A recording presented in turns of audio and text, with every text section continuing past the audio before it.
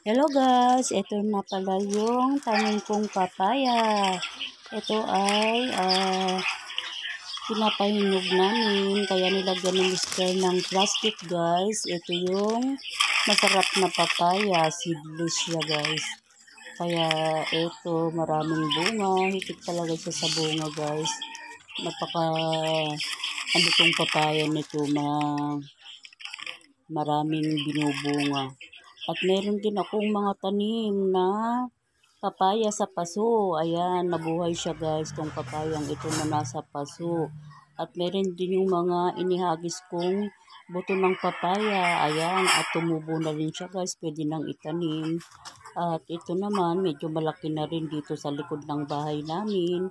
At ito naman yung malunggay na pinagkukunan namin ng inihahalo sa